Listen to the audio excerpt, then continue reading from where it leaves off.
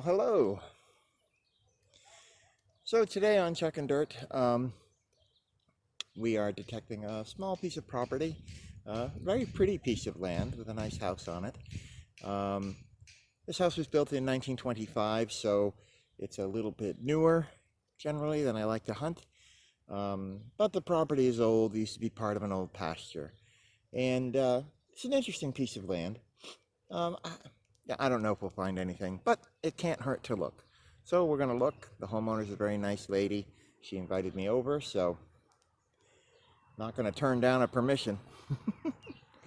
So here we are. Yeah, it's pretty flat. There's a slope going up to where the house is, where the road is. I don't know, looks like maybe 1/3 of an acre. And it's got this little brook running through it, or a stream. I guess that's a stream. Just a little shallow brook. And the homeowner was telling me that back there in the woods, along that line of trees, there used to be an old fence for the cow pasture. So this would have been the border of the pasture. Let's get started. I'm going to poke around. Someone got here ahead of me. Pretty sure he's a chipmunk. There's little chipmunk holes in this little area right by the brook. All over the place. Active little rodent. All right, let's start poking and see what pops out. Well, we just dug a small animal tag, a round tag with the number 58 on it, and the name of the city we're in on it. My assumption is that it's a goat or a sheep tag. Little small to be a cow tag, but it was very deep. Holy smokes, was that deep. I had to go down 16, 17 inches to get it. Crazy deep. The ground here is super wet because of the stream. So the water table is very high. That makes it more permeable, so things are going to sink deeper if I'm working over here. It might be nice to get out of this area and get into a drier part of the lawn, but one thing at a time. Well, we just had a shallow target here. It was a key. It's kind of interesting, though. It wasn't a skeleton key. It was a modern key. But it was a key with no teeth. It was a blank. But he was saying that someone who used to live here was related to a locksmith. So maybe that's where it came from. It was interesting, though. I've never found a blank before. All right, moving right along.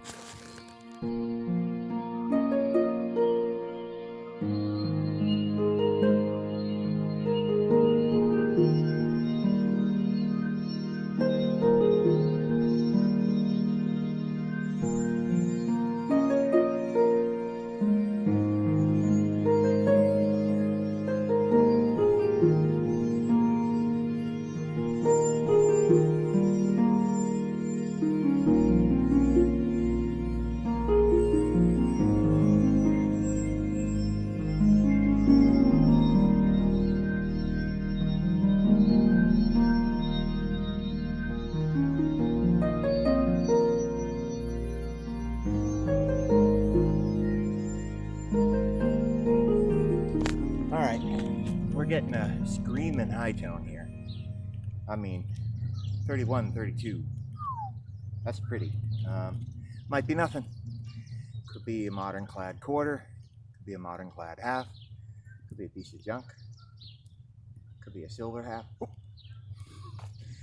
I don't know if it is. So, and I don't have a tripod, so. But I'm trying not to get excited. Let's see what it is. Whoops, sorry. Still shooting. Okay. Come on, no tripod phone, cooperate. Alright, I hope you can see. I was off target a little bit here. Oh my gosh, there's so many roots here. I'm just fighting with this. You want to dig a neat plug, yeah? You don't want to make a mess, so. This is getting to be a little bit difficult. There we go. Put that aside. Now what are we talking about?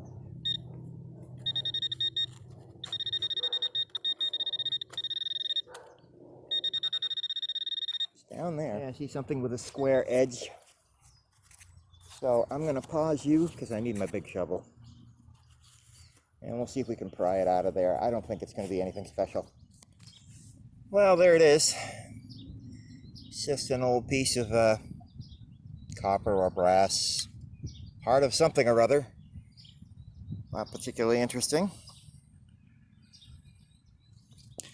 But yeah, something like that will definitely give you a high tone. Big piece of copper like that. Holy smokes. But not nearly as exciting as I was hoping. Anyway, what do you expect, right? Okay. Moving right along. Well, I've been working this back area pretty hard and really not finding anything. Apart from that animal tag, nothing. Just junk. Lots and lots and lots of modern junk.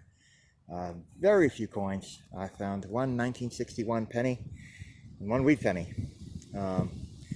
Nothing that would qualify as a relic. Just trash.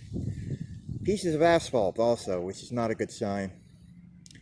So I asked the homeowner if this ground over here had ever been paved, you know, like a basketball court or something.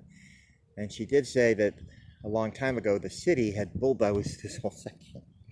And that this river, this little stream, used to be right behind the house. And it's all been pushed back. So that makes clear that all this ground back here, all of it, has been bulldozed over. Which would explain why I can't find anything here. That on top of the fact that it's a young house. So I'm probably going to quit pretty soon. We'll try a little bit up front. But I'm very grateful to the homeowners just the same. I mean, I'm having a good time. It's always fun to dig. And yeah, you never know. Something still may happen. And the animal tag, that's pretty cool. I like the animal tag. That's nice. Hopefully they'll let me keep that. Anyway, that's the story with that. Moving right along. Well, I've moved into the front now. So I moved up here. I'm getting tired. I'll probably finish up soon. We did just have a target here. It's definitely not 19th century, but it's 20th century for sure. And I think it's early to mid 20th. Have a look. So as you can see, it's got a sort of a vinyl coating to it, or some kind of plasticky coating. And it has an iron back. Proud shank. Shank's still on it. But it's, you know, heavily corroded and decayed.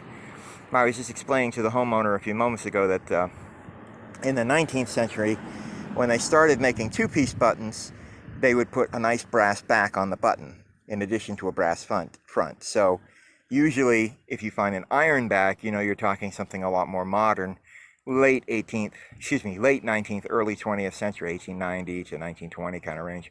But with this sort of plasticky coating, this could be as new as maybe even 1950. I'm sort of betting the 40s myself. Looks like a raincoat button to me. When I first saw it, I thought it might be an upholstery button, but it doesn't look like an upholstery button.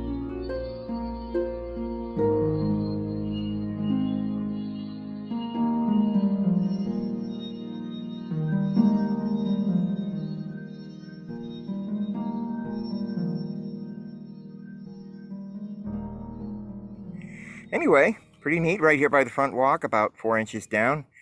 So, that's a nice little find. Let's see what else is here.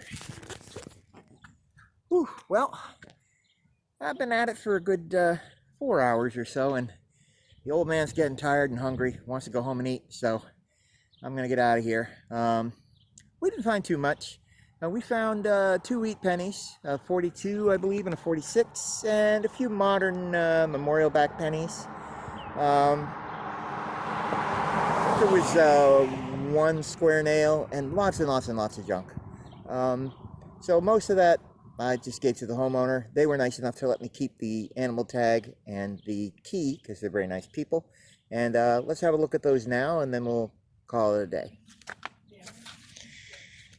So the key is interesting to me because it has no teeth. You see that? Like me, it's toothless. Where it says to me this is a blank. This is a key that hasn't been cut by a locksmith yet. I think that's interesting. And as you can see, it's heavily corroded, so I'll tumble that. That'll probably clean up nicely. Then we have our animal tag. It has the name of the town we're in, so I'm covering that with my thumb. But you can see it's got 58 on it. And then it has another name there. And I have to do a little work on this, but it looks to me like it's Paperice. Paperice, paper rice, something like that. But, and I'm not sure what that means. But we will endeavor to find out. Nothing on the back. So, but that's kind of cool. A couple of good finds. Nice afternoon with some nice people. Beautiful weather. Pretty lilacs. Birds singing. Can't put a price tag on a day like that. Well, I hope you had fun on this hunt. I'm really glad you came along with me. And I hope to see you on the next hunt. Hello. I'm afraid I have a bit of a drive ahead of me. An hour on the road. I'm going to be very late when I get there. I'm originally hoping to get there around 2. It looks like I'm going to get there a lot closer to 4. But that's okay. We'll have a few hours of daylight. I'm driving back to my hometown. I'm actually going to a place just a few doors down from my mother's house. So we're going to an 1820 house. Well, on a whim, I contacted the lady who owns the place, who's a friend of my mom's, actually. I ended up contacting her again this afternoon, just on a whim. I didn't even think I'd hear from her. And she was like, oh yeah, sure, come by, help yourself. I'm looking forward to that. The house that she lives in is a gorgeous old 19th century kind of a salt box colonial, beautiful home. It was built 1820. And when we next speak, I will be on site. Well, we're off to a good start. I just got here. There's targets everywhere. I love this property. It's so beautiful. Anyway, there's targets everywhere. First thing I've dug is silver. It's not a coin. It's not that old, but it's interesting. Have a look. Appears to be a little bracelet charm. It says Washington, D.C. on it. And when you flip it over, you can see right there it says Sterling 925, made in Germany. So we're starting off with a little silver bracelet charm from somebody's trip to Germany. That was a good 3.5 inches down, so I don't know how long ago it was here. It might belong to the homeowner. I'll make sure to show that to her before I leave. Anyway, good start. Let's keep going.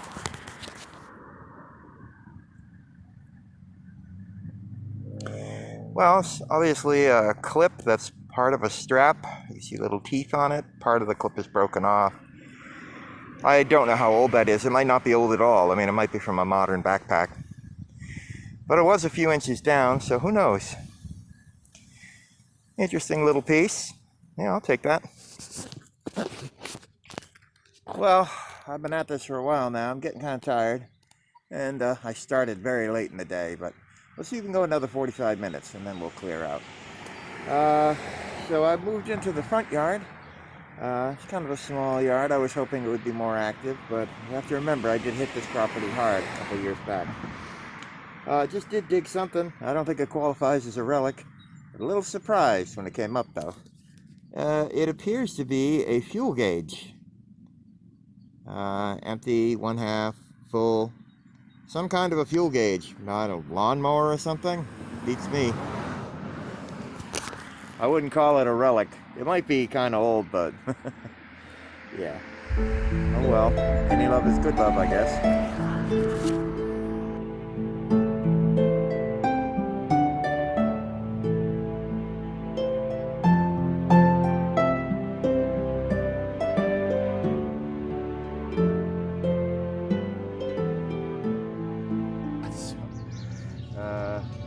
But I'm trying not to get it.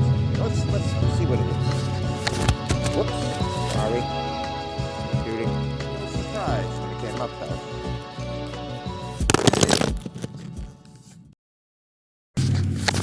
Whoops, sorry.